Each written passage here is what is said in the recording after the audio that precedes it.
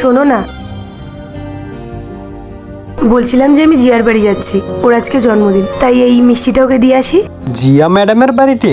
হ্যাঁ, জিয়ার বাড়িতে যাচ্ছি। ওনারা তো অনেক বড় লোক, ওনারা কি আমাদের দেওয়া মিষ্টি নিবে? আরে কি বলছো এসব তুমি?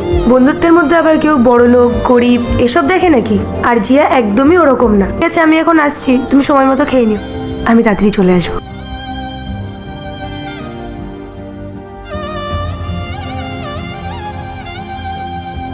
আপনি?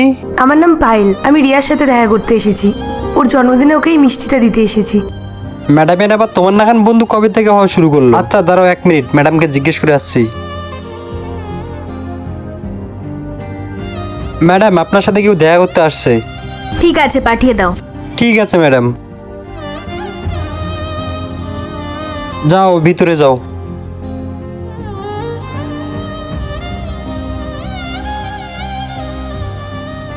আরে এতগুলো উপহার আনার কি দরকার ছিল, তাও আবার এত দামি দামি।